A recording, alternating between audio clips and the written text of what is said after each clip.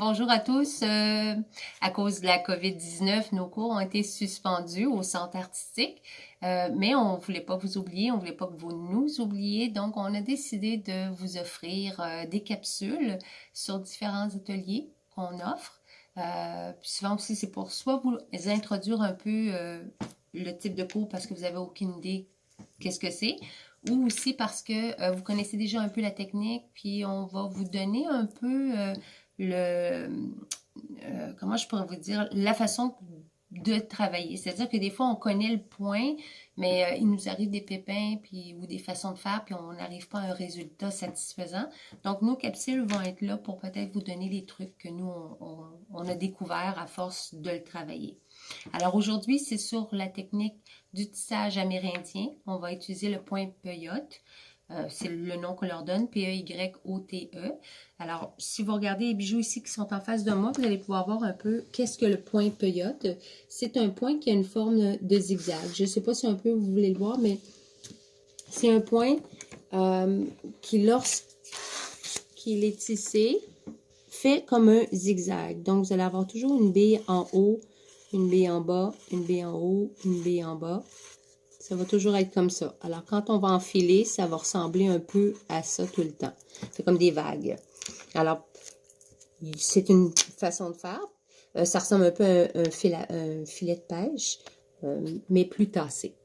Donc, pour travailler le point peyote, on peut le travailler à plat, donc sur une surface plate, ou on peut le travailler ce qu'on appelle circulaire, c'est-à-dire pour arriver à faire un tube avec le point peyote, ce qui nous permet de pouvoir donner une impression d'anneau ou des chaînes, des choses comme ça. C'est juste une autre façon de le travailler qui est intéressant. On l'apprend souvent en plat, mais on n'arrive pas à trouver une façon de le faire pour qu'il soit en tube.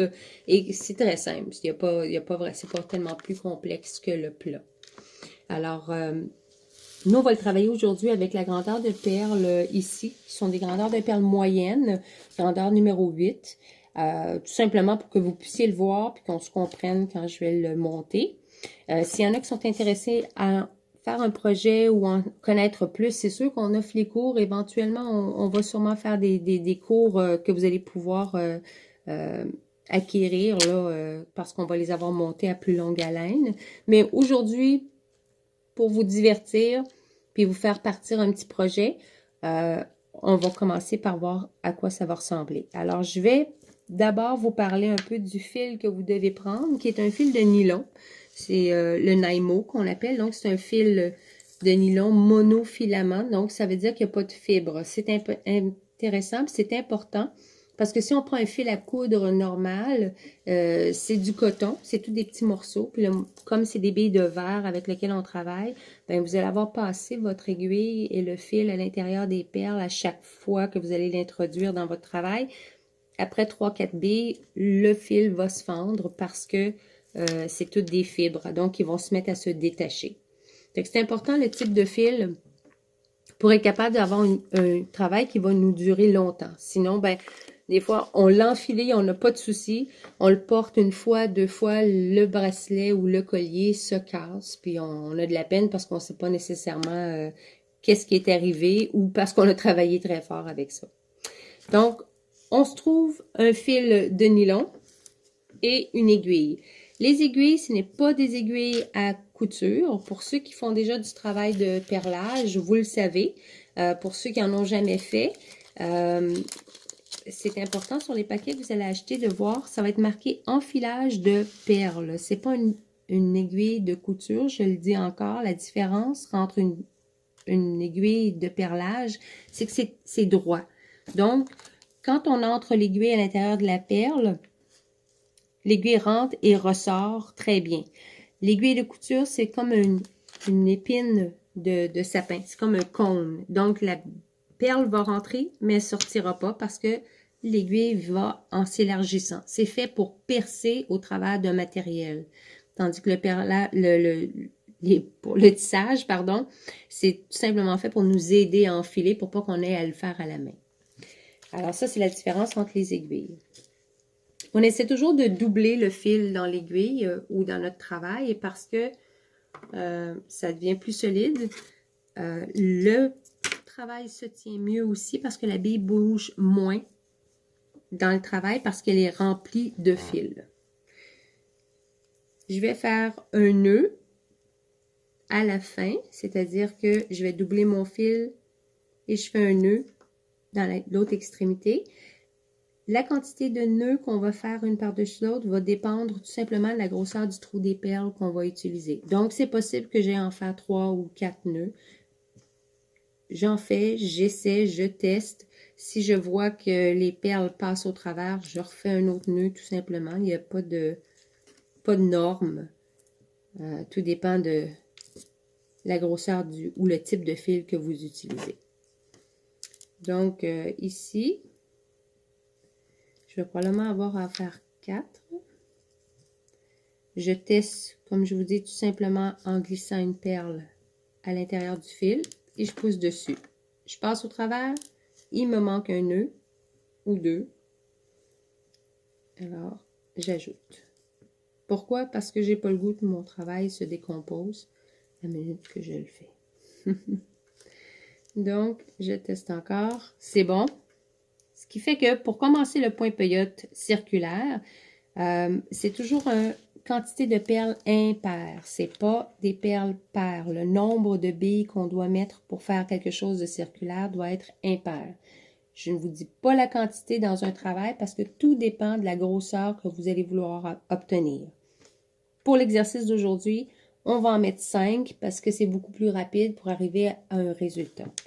Donc, je vais en mettre, j'en avais déjà une, je vais en ajouter 4 de plus que je vais emmener à l'extrémité. L'étape d'après, comme si je veux l'avoir circulaire, je dois ramener mon aiguille à l'intérieur de la première perle que j'ai installée. Donc, je vais me rapprocher, comme ça ici.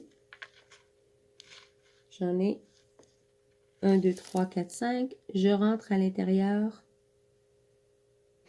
de la première perle que j'ai mis.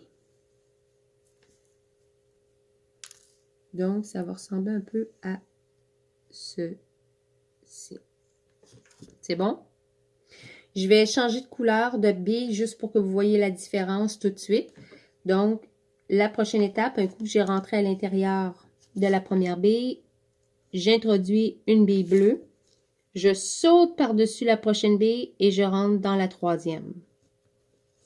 Juste la troisième, c'est toujours une bille à la fois. Comme ça. Je fais le tour jusqu'à temps que j'arrive au nœud, donc au départ. J'ajoute une perle bleue. Je rentre pas dans la prochaine, mais dans l'autre après. Donc, je saute, si on veut, on a l'impression qu'on saute une perle. C'est un peu plus difficile à contrôler au départ, donc faut pas rester frustré si on a de la misère à le tenir. Donc, j'introduis une nouvelle bille, je passe par-dessus la prochaine bronze, puis je rentre dans la première bleue que j'ai mis tout à l'heure.